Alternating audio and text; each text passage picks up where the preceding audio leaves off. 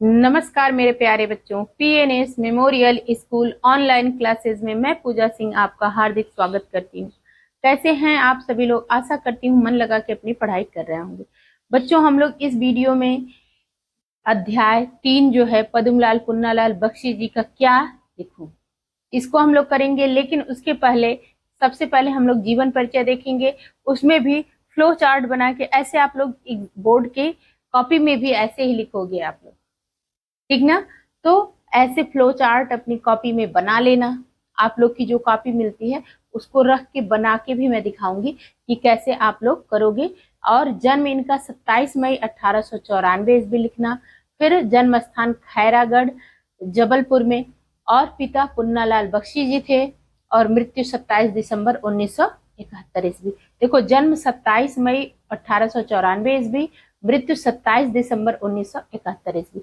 भाषा इनकी खड़ी बोली। संपादन इन्होंने किस किस का किया था ये याद कर लो, सरस्वती पत्रिका और छाया पत्रिका। ठीक, अब हम लोग इनका विस्तृत जीवन परिचय देखते हैं। देखो बच्चों, महत्वपूर्ण जीवन परिचय में पद्मलाल पुन्नालाल बख्शी जी का भी जीवन परिचय है। मैं अगली वीडियो बनाऊंगी आप लोग के लिए जिसमें 5 महत्वपूर्ण जीवन परिचय कराऊंगी। तो उस 5 को आप लोग याद कर लोगे तो उसमें से आप लोग 2 कर लोगे। ठीक, एक गद्य का एक पद्य का। तो आप लोग के बोर्ड एग्जाम में जो एकदम मोस्ट रहेगा वो 5, लेकिन उसमें भी पद्मलाल पुन्नालाल बख्शी जी का इंपॉर्टेंट है, महत्वपूर्ण है। ठीक ना? तो इसलिए याद कर लीजिएगा। चलिए विस्तृत देखते हैं कि पद्मलाल पुन्नालाल बख्शी जी का जन्म 27 मई 1894 ईस्वी में जबलपुर के खैरागढ़ नामक स्थान में हुआ। इनके पिता पुन्नालाल बख्शी तथा बाबा उमराव बख्शी साहित्य प्रेमी और कवि थे। इनके पिता जो थे वो भी साहित्य प्रेमी थे। इनके बाबा जो थे वो भी साहित्य प्रेमी और कवि थे। इनके माता को भी साहित्य से प्रेम था। परिवार के साहित्यिक वातावरण के प्रभाव के कारण ये विद्यार्थी जीवन से ही कविताएं रचते थे। बीए पास करते ही इन्होंने सरस्वती में अपनी रचनाएं प्रकाशित कराना प्रारंभ किया, जो कि बहुत ही ज्यादा महत्वपूर्ण है। ठीक ना? बाद में सरस्वती के अतिरिक्त अन्य पत्रिकाओं में भी इनकी रचनाएं प्रकाशित होने लगी। इनकी कविताएं स्वच्छंदतावादी थी, जिन पर अंग्रेजी के कवि हैं विलियम वर्ड्सवर्थ। अगर आप लोग जानते हो तो कमेंट में बताना कि विलियम वर्ड्सवर्थ को आप लोग जानते हो। ठीक, उनका स्पष्ट प्रभाव परिलक्षित होता था। इनके ऊपर, पद्मलाल पुन्नालाल बख्शी जी के ऊपर अंग्रेजी कवि जो थे वर्ड्सवर्थ, उनका प्रभाव था। बख्शी जी की प्रसिद्धि का मुख्य आधार आलोचना और निबंध लेखन। इनका मुख्य आधार था कि निबंध लेखन इन्होंने किया, आलोचना किया। साहित्य का यह महान साधक 27 दिसंबर 1971 ईस्वी को क्या हो गया? परलोकवासी हो गया। बख्शी जी की गणना द्विवेदी युग के प्रमुख साहित्यकारों में होती है। अब देखो, ये आप लोग का जो बहुविकल्पीय प्रश्न आएगा उसमें भी आता है द्विवेदी युग के प्रमुख साहित्यकार, तो उसमें पद्मलाल पुन्नालाल बख्शी जी भी हैं। बख्शी जी विशेष रूप से अपने ललित निबंधों के लिए स्मरण किए जाते हैं। किस लिए स्मरण किए जाते हैं? ललित निबंधों के लिए। ये एक विशेष शैलीकार के रूप में भी प्रसिद्ध हैं। इन्होंने जीवन, समाज, धर्म, संस्कृति और साहित्य आदि विषयों में उच्च कोटि के निबंध लिखे हैं। यत्र तत्र शिष्ट हास्य व्यंग्य के कारण इनके निबंध रोचक बन पड़े हैं। बख्शी जी जो हैं, बख्शी जी ने 1920 ईस्वी से लेकर 1927 ईस्वी तक बड़ी कुशलता से सरस्वती पत्रिका का संपादन किया। कुछ वर्षों तक इन्होंने छाया मासिक पत्रिका का भी संपादन बड़ी योग्यता से किया। इन्होंने स्वतंत्रतावादी काव्य और समीक्षात्मक कृतियों का सृजन किया। निबंधों, आलोचनाओं, कहानियों, कविताओं और अनुवादों में इनके गहन अध्ययन और व्यापक दृष्टिकोण की स्पष्ट छाप है। इन्हें हिंदी साहित्य सम्मेलन द्वारा, अब ये आप लोग अंडरलाइन करके एग्जाम में लिखना कि हिंदी साहित्य सम्मेलन द्वारा 1949 ईस्वी में साहित्य वाचस्पति की उपाधि से अलंकृत किया गया। बख्शी जी की कृतियों का विवरण इस प्रकार है। कैसे है? निबंध संग्रह इन्होंने, अब ये एकदम महत्वपूर्ण कृतियां एकदम रटा होना चाहिए। तो मेरे साथ आप लोग याद करो कि निबंध संग्रह, प्रबंध पारिजात, पंचपात्र, पद्मवन, मकरंद बिंदु, कुछ बिखरे पन्ने, मेरा देश आदि। कहानी संग्रह, अब ये आप लोग के जो बहुविकल्पी आएगा ना 20 नंबर का, उसमें ऐसे दे देता है कहानी संग्रह झलमला किसका है, तो पद्मलाल पुन्नालाल बख्शी जी का। अंजलि किसका है, पद्मलाल पुन्नालाल बख्शी जी का। अब आलोचना, विश्व साहित्य, हिंदी साहित्य विमर्श, साहित्य शिक्षा, हिंदी उपन्यास साहित्य, हिंदी कहानी साहित्य, विश्व साहित्य और प्रदीप। अब देखो, प्राचीन और अर्वाचीन कविताओं का आलोचनात्मक अध्ययन, तो प्राचीन पुराना, अर्वाचीन नया। समस्या और समाधान, पंचपात्र, पंचरात्र, नवरात्र, यदि मैं लिखता, तो ये आपके क्या हो गए, आलोचना हो गए। अब आप लोग को नाटक देखना है कि इनका नाटक कौन कौन सा है, तो ये अनुवाद इनका ज्यादा है, ठीक ना।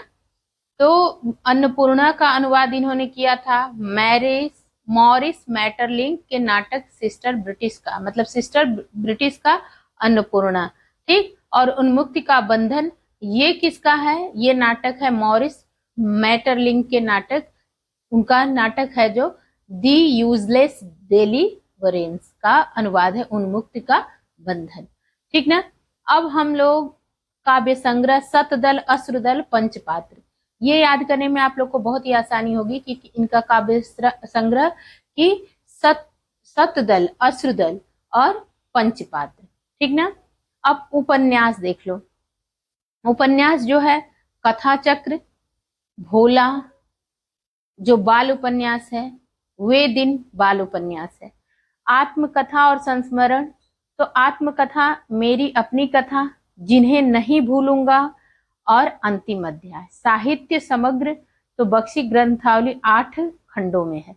अब देखो, भाषा शैली जरूर जानना है हमको, तो भाषा शैली में क्या है कि बख्शी जी की भाषा शुद्ध साहित्यिक खड़ी बोली है। कैसी है, शुद्ध साहित्यिक खड़ी बोली। भाषा में संस्कृत शब्दावली का अधिक प्रयोग हुआ है, ठीक ना। उर्दू तथा अंग्रेजी के शब्दों का भी प्रयोग है। उनकी भाषा में विशेष प्रकार की स्वच्छंद गति के दर्शन होते हैं। इनकी शैली गंभीर, प्रभावोत्पादक, स्वाभाविक और स्पष्ट। अपने लेखन में समीक्षात्मक, भावात्मक, विवेचनात्मक, व्यंग्यात्मक शैली को इन्होंने अपनाया है। अब जो ये क्या लिखूं है, वो एक ललित निबंध है। कैसा निबंध है, एक ललित निबंध है, जिसके विषय, प्रतिपादन, प्रस्तुतिकरण एवं भाषा शैली में बख्शी जी की सभी विशेषताएं सन्निविष्ट हैं। इस निबंध की उत्कृष्टता के दर्शन उस समन्वित रचना कौशल में होते हैं जिसके अंतर्गत लेखक ने 2 विषयों पर निबंध की विषय सामग्री प्रस्तुत करने आदि का संकेत ही नहीं दिया, वरन संक्षिप्त रूप से उन्हें प्रस्तुत भी कर दिया। इस निबंध को पढ़कर निबंध के संबंध में जॉनसन की उक्ति का स्मरण हो आता है। निबंध मन का आकस्मिक और उच्च श्रृंखल आवेग है, असंबंध और चिंतन हीन नहीं है, असंबद्ध और चिंतनहीन, बुद्धि विलास मात्र। इनमें बख्शी जी ने बताया कि अच्छे निबंध के लिए लेखक को ठीक विषय का चुनाव करना चाहिए। निबंध मन का आकस्मिक और उच्च श्रृंखल आवेग है। निबंध क्या है, मन का आकस्मिक और उच्च श्रृंखल आवेग, और असंबद्ध और चिंतनहीन, जो बुद्धि विलास मात्र है, ठीक ना। तो अब हम लोग इस अध्याय को देखेंगे। अध्याय है क्या लिखूं। मुझे आज लिखना ही पड़ेगा। अंग्रेजी के प्रसिद्ध लेखक, निबंध लेखक जो एजी गार्डिनर का कथन है कि लिखने की एक विशेष मानसिक स्थिति है। देखो बच्चों, पढ़ना है ना, तो अभी हम लाइन बाय लाइन पढ़ सकते हैं, लेकिन आपको दे दिया जाए इस टॉपिक पे लिखना है, कोई आपको टॉपिक दे दिया जाए उस पे लिखना, तो उसके लिए आपकी मानसिक स्थिति एक होनी चाहिए कि हाँ ऐसे, जैसे अभी मैं आपको पढ़ा रही हूँ तो ऐसे पढ़ लूँ लाइन बाय लाइन तो वो अलग चीज है, लेकिन समझाने के लिए पढ़े तो अपना एकदम होता है ना, एकाग्रता जरूरी है। और लिखना तो उससे भी कठिन है, इसीलिए कहा जाता है कि आप दिन भर में क्या पढ़े वो उससे भी मायने है कि वो जो पढ़े वो अगर नोट डाउन करो एक जगह, जो भी अपने माइंड से रिकॉल करके याद करके, तो वो बहुत ही महत्वपूर्ण है। तो यही बात कह रहे हैं कि उस समय मन में कुछ ऐसी उमंग सी उठती है, लिखते समय हृदय में कुछ ऐसी स्फूर्ति सी आती है, मस्तिष्क में कुछ ऐसा आवेग सा उत्पन्न होता है कि लेख लिखना ही पड़ता है।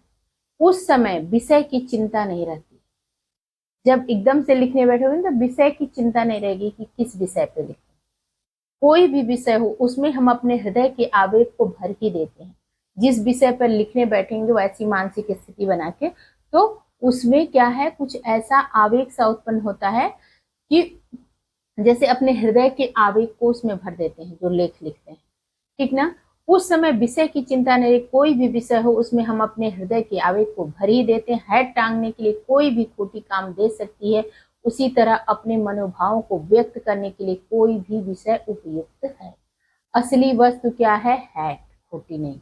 हैट जो लगाते हैं उसको कहीं भी टांग सकते हैं, हैट महत्वपूर्ण है ना कि खोटी।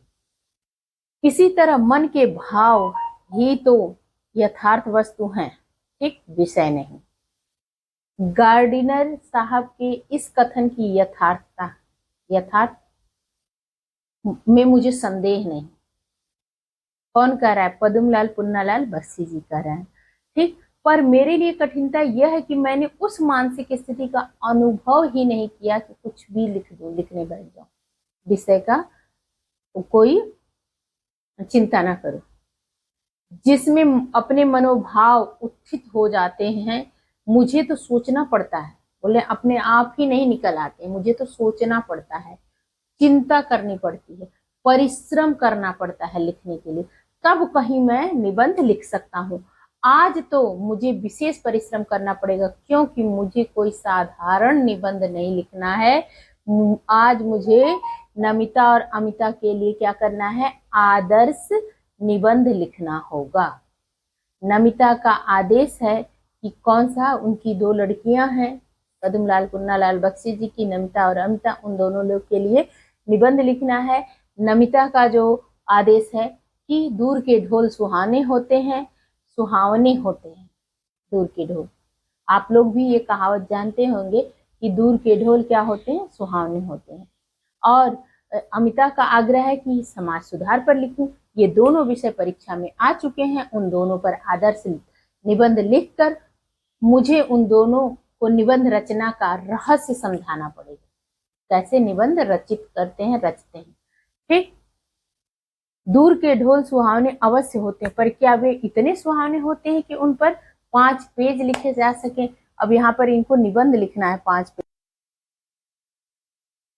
तो 5 पेज लिखे जा सके। इसी प्रकार समाज सुधार की चर्चा अनादिकाल से, मतलब कब से आ रही है जिसका कोई अंत नहीं है, लेकिन आज तक होती आ रही है। पर जिसके संबंध में बड़े बड़े विज्ञों, मतलब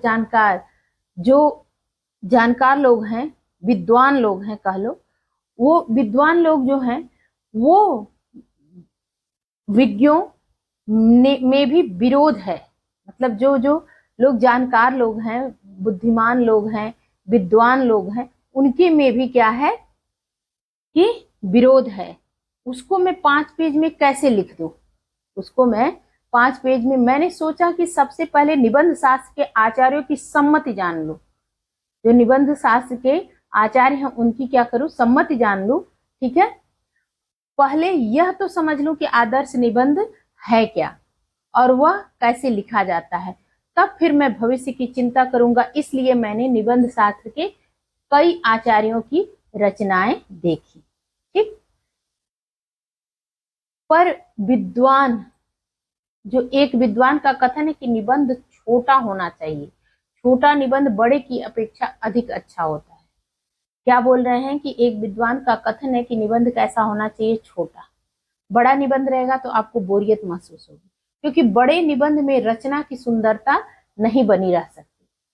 मतलब रचना जो लिख रहे हो आप, अंत तक उसी उद्देश्य से कोई पढ़ ले, ऐसा होना चाहिए ना, उसकी सुंदरता बनी रहनी चाहिए कि जिस मनोभाव से आप लिख रहे हो, पढ़ने वाला भी उसी भाव से पढ़े, ठीक। तो क्या करें, इस कथन को मान लेने में मेरा ही लाभ है। मुझे छोटा ही निबंध लिखना है, बड़ा नहीं। पर लिखूं कैसे? निबंध शास्त्र के उन्हीं आचार्य महोदय का कथन है कि निबंध के 2 प्रधान अंग हैं, एक है सामग्री और एक है शैली, ठीक, पहले तो मुझे सामग्री एकत्र करनी होगी, विचार समूह संचित करना होगा। इसके लिए मुझे मनन करना चाहिए। क्या करना चाहिए? मनन। यह तो सच है कि जिसने जिस विषय का अच्छा अध्ययन किया उसके मस्तिष्क में उस विषय के विचार आते हैं, पर यह कौन जानता है कि दूर के ढोल सुहावने पर भी निबंध लिखने की आवश्यकता होगी। बोल रहे हैं अब ये तो नहीं था कि इस जो मुहावरा है इस पे भी निबंध लिखने की आवश्यकता होगी। यदि यह बात पहले ज्ञात होती तो मैं पुस्तकालय जाता, लाइब्रेरी जाकर और इस विषय पर कुछ पढ़ता लिखता, अनुसंधान करता, तब लिखता। पर अब समय नहीं है, मुझे तो यही बैठकर 2 घंटों में 2 निबंध तैयार कर देने होंगे। यहाँ न तो विश्वकोश है, मतलब उनके पास कोई डिक्शनरी नहीं है, शब्दकोश नहीं है, कैसे लिखे इस पे सोच रहे, न कोई ऐसा ग्रंथ है जिनमें इन विषयों की सामग्री उपलब्ध हो। ठीक, अब तो मुझे अपने ही ज्ञान पर विश्वास कर लिखना होगा।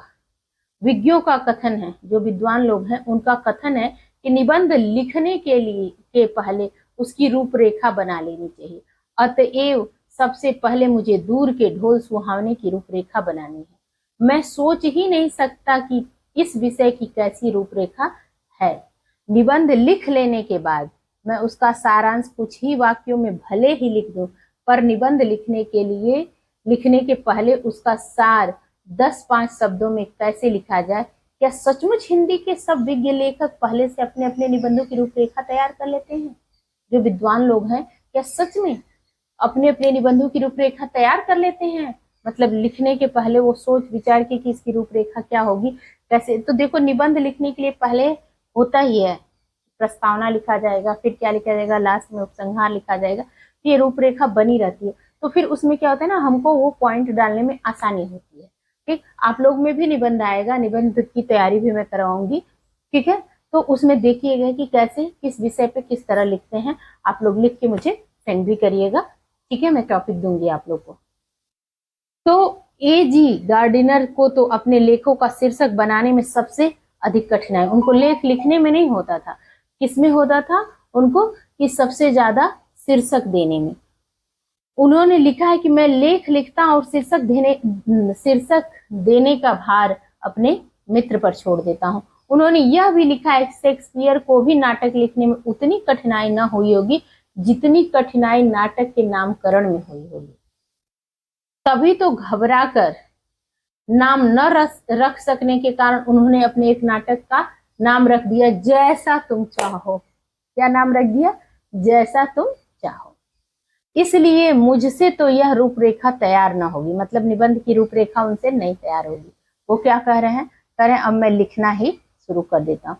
अब मुझे शैली निश्चित करनी है। आचार्य महोदय का कथन है कि भाषा में प्रवाह होना चाहिए, भाषा ऐसी होनी चाहिए कि उसमें प्रवाह हो।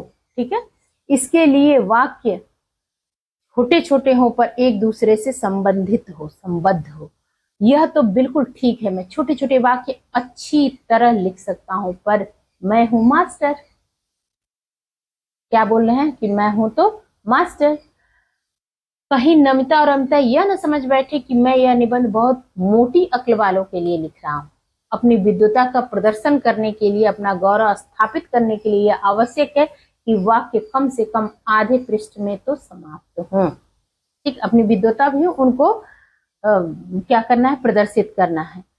बाण भट्ट ने कादंबरी में ऐसे ही वाक्य लिखे, वाक्यों में कुछ अस्पष्टता भी होनी चाहिए। देखो, सब कुछ स्पष्ट लिख लोगे तो बोरियत सा लगने लगेगा। जैसे महावीर प्रसाद द्विवेदी के निबंध को आचार्य रामचंद्र शुक्ल क्या कहते हैं? बातों का संग्रह। क्या कहते हैं कि बातों, जैसे हम बात कर रहे हैं, बातचीत कर रहे हैं, तो उसका संग्रह कर दिए तो वो निबंध। तो ऐसे नहीं, कुछ अस्पष्टता, कुछ बातें ऐसी होनी चाहिए जिससे क्या हो कि आप सोचने पे मजबूर हो। देखो, कोई भी चीज चिंतन मनन, मतलब मनन कब करोगे, चिंतन कब करोगे, सोचोगे कब।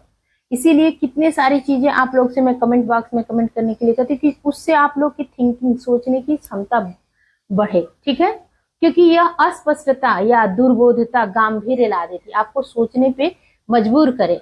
ठीक है ना, इसलिए संस्कृत के प्रसिद्ध कवि श्री हर्ष ने जानबूझकर अपने काव्य में ऐसी गुत्थियां डाल दी जो अज्ञों से न सुलझ सके, और सेनापति ने भी अपनी कविता मूढ़ों के लिए दुर्बोध कर दी।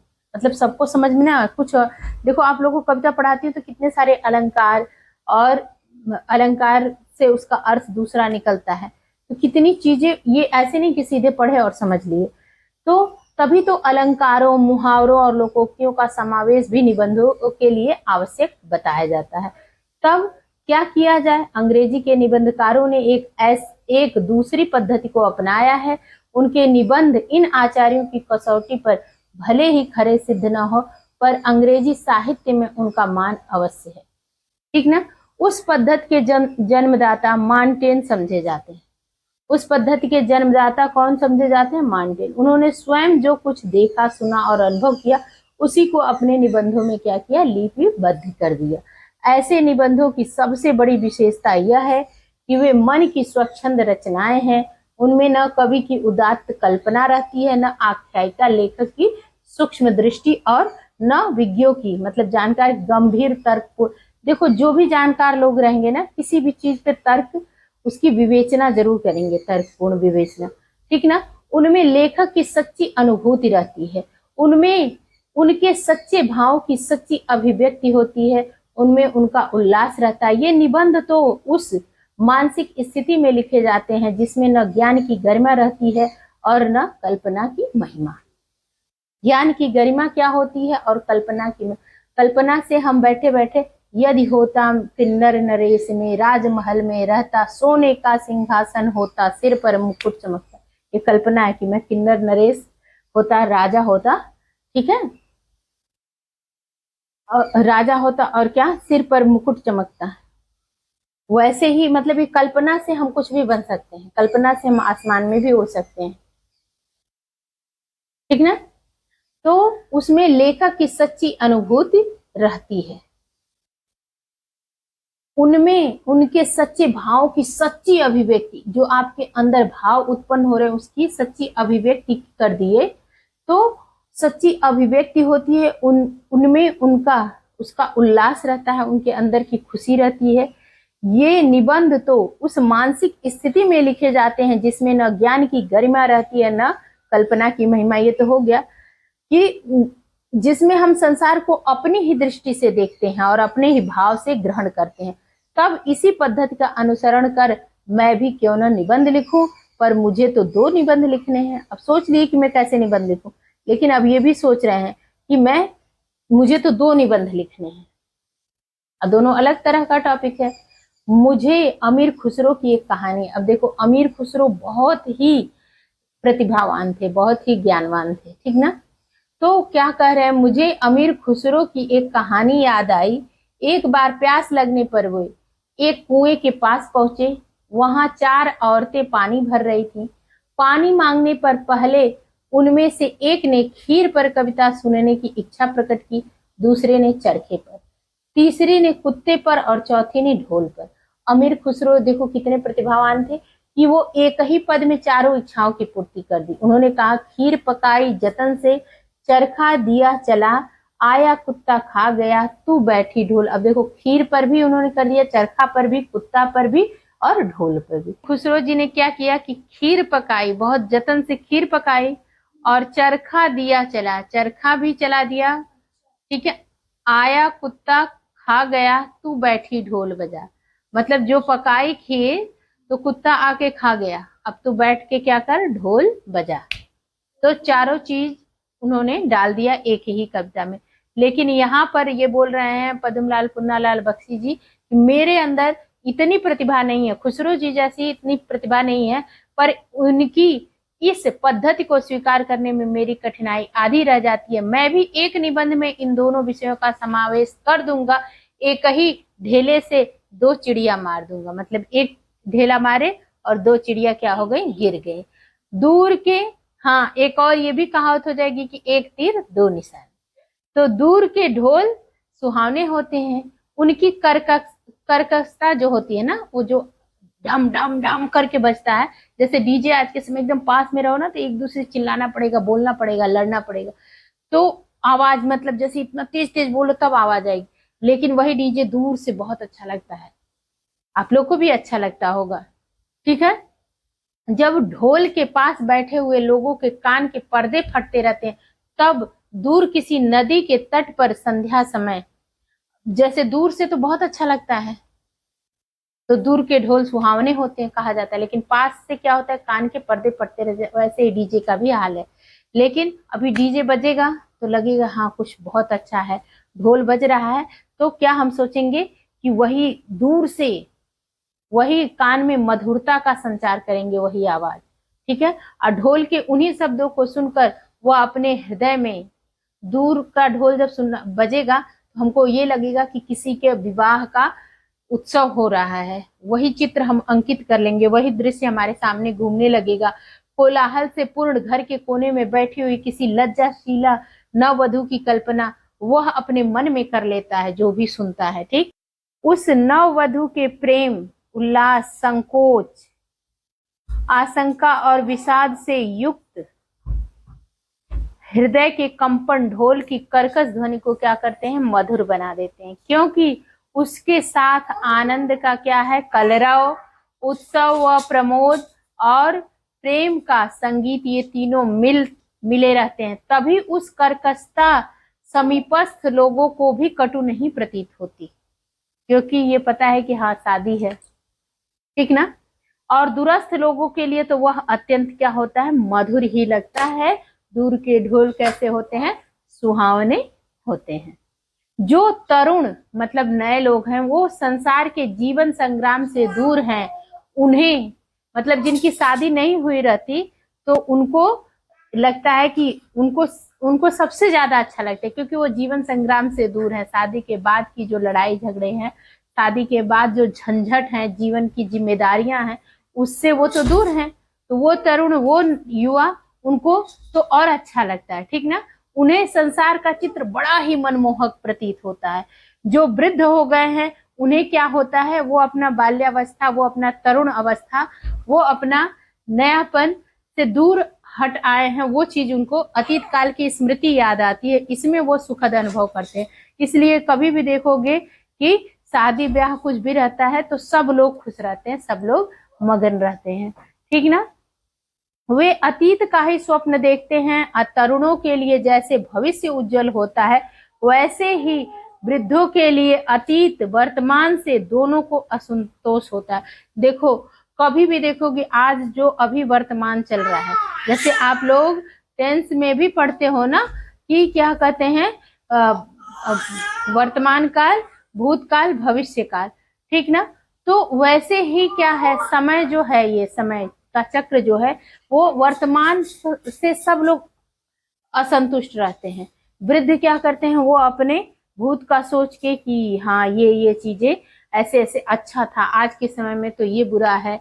पहले हम लोग खेल, जैसे यही देखो अच्छा चीज क्या है कि पहले के समय में सब लोग बाहर निकल के खेलते थे, बहुत खेलते थे।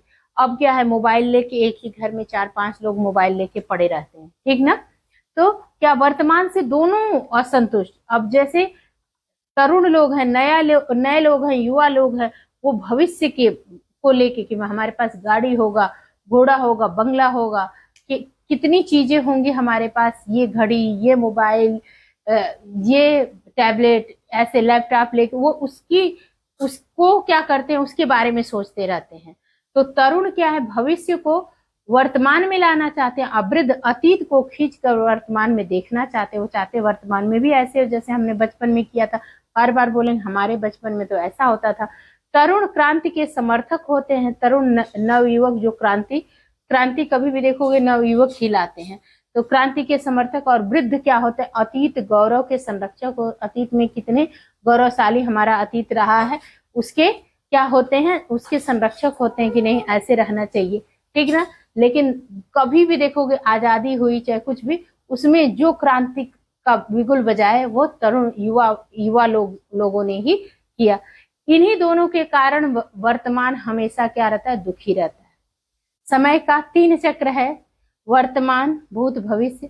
तो जो भूत को लेके वृद्ध आना चाहते हैं और जो तरुण है वो भविष्य को वर्तमान में देखना चाहते हैं।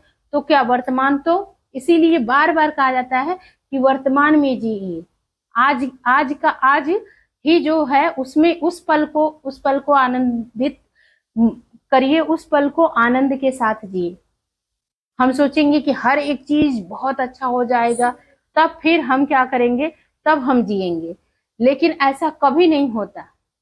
कभी भी। तो आज का जो समय, आज के पल को हमको एंजॉय, मनोरंजन, खुश होके इस पल को ही जीना चाहिए, ठीक ना।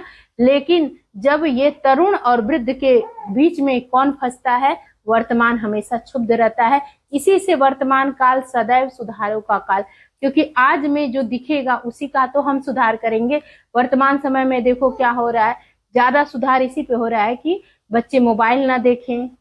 और किस चीज पे सुधार हो रहा है, आज की नदियां कितनी प्रदूषित हो गई, आज का वातावरण कितना प्रदूषित हो रहा है।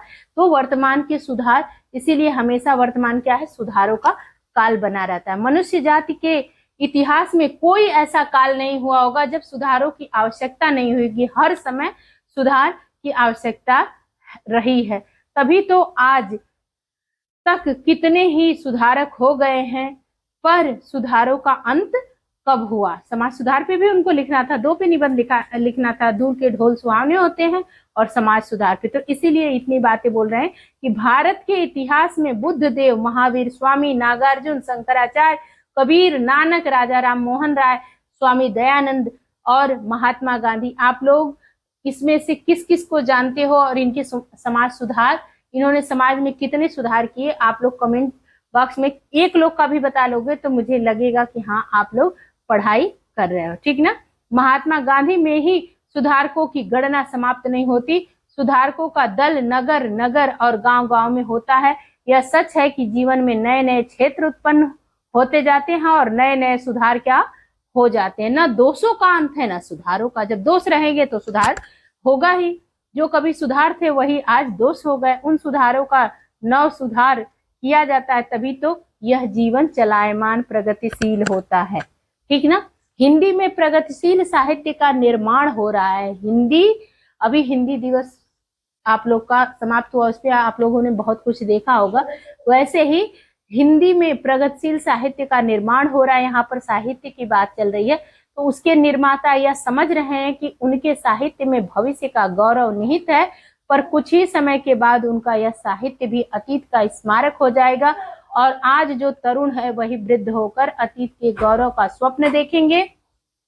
उनके स्थान में तरुणों का फिर दूसरा दल आ जाएगा जो भविष्य का स्वप्न देखेगा। दोनों के ही स्वप्न क्या होते हैं? दोनों के ही स्वप्न सुखद होते हैं, क्योंकि दूर के ढोल क्या होते हैं? सुहावने होते हैं। ये पद्मलाल पुन्नालाल बख्शी जी ने लिखा है निबंध। अब हम लोग इसके अभ्यास प्रश्न के साथ आगे बढ़ते हैं, देखते हैं क्या है इसका अभ्यास प्रश्न।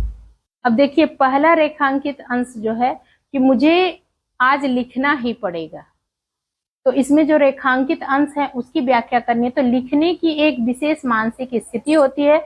उस समय मन में कुछ ऐसी उमंग सी उठती है, हृदय में कुछ ऐसी स्फूर्ति सी आती है, मस्तिष्क में कुछ ऐसा आवेग सा उत्पन्न होता है कि लेख लिखना ही पड़ता है। उस समय विषय की चिंता नहीं रहती। कोई भी विषय हो उसमें हम अपने हृदय से आवेग को भर ही देते हैं। जिस तरह हैट टांगने के लिए कोई भी खूंटी काम दे सकती है, उसी तरह अपने मनोभावों को व्यक्त करने के लिए भी कोई भी विषय उपयुक्त है। तो इसमें आप लोग देखिए, रेखांकित अंश की व्याख्या करनी है ना, तो संदर्भ पहले लिखो कि प्रस्तुत गद्यांश हमारी पाठ्य पुस्तक में संकलित क्या लिखो पाठ से उद्धृत है। इसके लेखक कौन है? पद्मलाल पुन्नालाल बख्शी जी हैं। अब रेखांकित अंश की व्याख्या लिख लो आप लोग कि लेखक लेखन के लिए एक विशेष प्रकार की मानसिक स्थिति का होना आवश्यक है। लेखक इस मानसिक स्थिति के संदर्भ में कहता है कि जब मन में उल्लास या आनंद, मन जो है उल्लास या आनंद से भर उठे, उसके हृदय में अथवा हृदय में स्फूर्ति या ताजगी के भाव अनुभव होने लगे एवं मस्तिष्क में एक दबाव सा उत्पन्न हो जाए, तो लेखक क्या है? स्वतः ही लिखने के लिए क्या करेगा? बाध्य हो जाता है। मनोभावों के अतिरेक की इस स्थिति में वह स्वतः ही कुछ न कुछ लिखने के लिए लालायित हो उठता है। तब उसकी लेखनी मनोभावों को अभिव्यक्त करने लगती है। और दूसरा, लेखक के मनोभावों को यथार्थ वस्तु बताया है। मनोभावों को व्यक्त करने के लिए किसी विषय की आवश्यकता पड़ती है, ठीक उसी प्रकार मनोभावों को व्यक्त करने के लिए किसी विषय की आवश्यकता होती है। और लिखने की विशेष मानसिक स्थिति में मन में उमंग, हृदय में स्फूर्ति और मस्तिष्क में क्या होता है? आवेग सा उत्पन्न होता है, ठीक ना। ये आप लोग के दोनों प्रश्न हैं जो कि उपर्युक्त गद्यांश में मनोभावों को क्या बताया गया है, लिखने की विशेष मानसिक स्थिति। यही आप लोग का ये दोनों है, ठीक ना।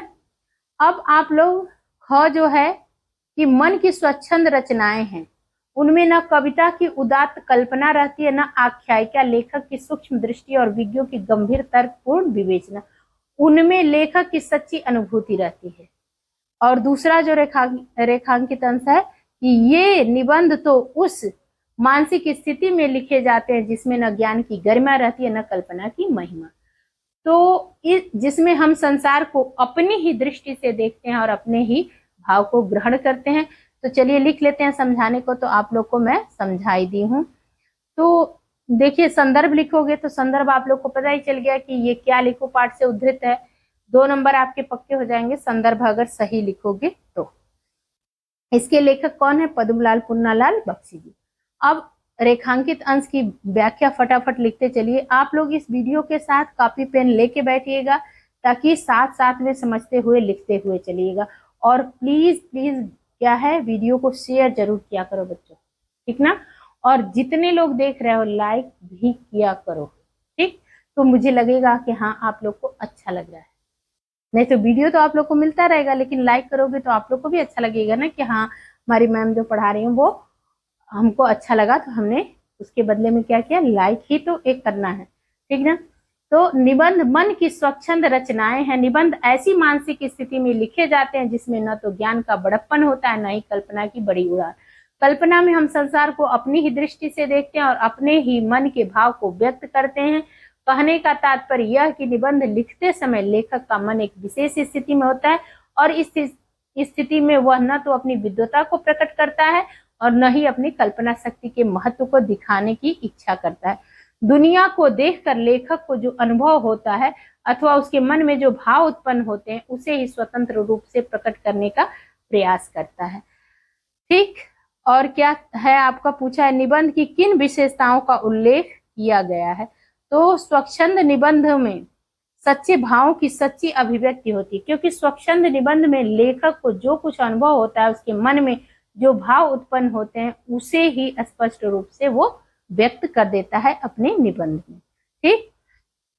अब आप लोग ग लिख लीजिए कि दूर के ढोल सुहावने होते क्योंकि उनकी कर्कशता जो है दूर तक नहीं पहुंचती। उसकी कर्कशता क्या है, दूर तक। जब ढोल के पास बैठे हुए लोगों के कान के पर्दे फटते रहते, तब दूर किसी नदी के तट पर शाम के वक्त किसी दूसरे के कान में वही शब्द मधुरता का संचार कर देते हैं। अब इसका संदर्भ आप लोग लिख लो कि क्या लिखूं पाठ से प्रस्तुत गद्यांश हमारी पाठ्य पुस्तक में संकलित क्या लिखूं पाठ से उद्धृत किया गया। इसके लेखक कौन है? पद्मलाल पुन्नालाल बख्शी जी। अब व्याख्या लिख लीजिए आप लोग की लेखक कहता है कि दूर बजने वाले ढोल सबको अच्छे लगते हैं क्योंकि दूर तक पहुंचते पहुंचते उसकी निकलने वाली कठोर व कटु आवाज कम हो जाती है और कानों को कटु नहीं लगती, अपितु क्या होती है, मधुर लगती है। जो लोग उस ढोल के निकट बैठते हैं तो ढोल की आवाज से उन्हें ऐसा लगता है मानो वह कान के पर्दे फाड़ डालेगी, परंतु जो व्यक्ति काफी दूर किसी नदी के किनारे संध्या काल में बैठा हो तो वही ढोल की आवाज उसके कानों को क्या होती है, मधुर लगती है। तो अभी क्या है, ढोल की कर्कशता समीपस्थ लोगों को कब कटु प्रतीत होती है। ढोल की कर्कशता समीपस्थ लोगों को कब कटु नहीं प्रतीत होती है, जब कोई विवाह उत्सव का अवसर रहता है तब ढोल की आवाज क्या है, मधुर लगती, क्योंकि ढोल की उस ध्वनि में उस उत्सव के आनंद का शोर, मन की प्रसन्नता और परस्पर प्रेम की स्वर लहरियां भी मिली होती हैं। अब घ देख लीजिए, जो तरुण संसार के जीवन संग्राम से दूर हैं उन्हें संसार का चित्र बड़ा ही मनोहारी प्रतीत होता है, और जो वृद्ध हो गए हैं, जो अपनी बाल्यावस्था और तरुण अवस्था से दूर हट गए हैं, उन्हें अपने अतीत काल की स्मृति जो है, ये देखिए आया हुआ है, सेट नंबर दिया रहता है, ठीक ना।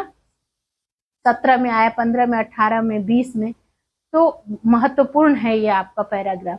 वैसे वृद्ध जनों के लिए अतीत वर्तमान से दोनों को असंतोष होता है। तरुण भविष्य को वर्तमान में लाना चाहते हैं और वृद्ध क्या करते हैं, अतीत को खींचकर वर्तमान में देखना चाहते हैं। तरुण क्रांति के समर्थक होते हैं और वृद्ध अतीत गौरव के संरक्षक।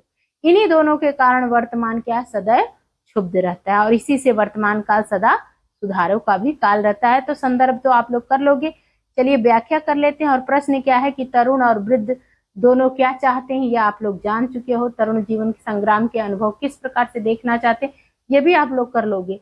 वर्तमान सदैव क्षुब्ध क्यों रहता है, ये आप लोग पढ़ के ही इस पैराग्राफ को, इस गद्यांश के पंक्तियों को जान जाओगे। लेकिन व्याख्या हम लोग कर लेते हैं।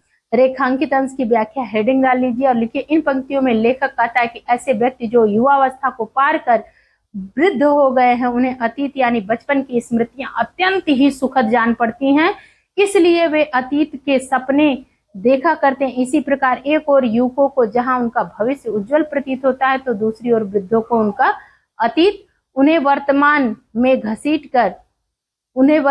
में क्या है, घसीट कर लाना चाहता है। युवकों की अभिलाषा रहती है कि उनकी भविष्य की कल्पनाएं जो है वर्तमान में यथार्थ का स्वरूप ग्रहण कर लें, और वृद्धों की आकांक्षा रहती है कि उनका अतीत वर्तमान में लौट आए। स्पष्ट है कि तरुण अपने उत्साह एवं उत्तेजना के कारण परंपराओं के विरुद्ध क्रांति के समर्थक होते हैं, और वृद्ध अतीत के महान परंपराओं और जीवन मूल्यों को बनाए रखना चाहते हैं। अब देखो, तरुण और वृद्ध दोनों वर्तमान से क्षुब्ध हैं, क्योंकि तरुण परंपराओं के विरुद्ध, जैसे आपको कहा जाएगा ये करना चाहिए, वृद्ध बोले हम नहीं मानते इस चीज को, हम अपने हिसाब से ही करेंगे, तो इसीलिए क्रांति के होते हैं संरक्षक। ठीक है,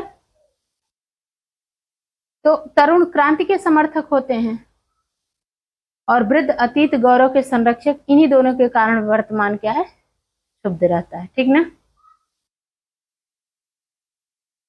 और देखो, अब ये आपका अगला जो है वो क्या है कि यह सत्य है कि जीवन में नए नए क्षेत्र उत्पन्न होते जाते हैं और नए नए सुधार हो जाते हैं। न दोषों का अंत है न सुधारों का। तो इसका इस रेखांकित अंश की व्याख्या करिए। तो चलिए आप लोग संदर्भ लिख लेंगे।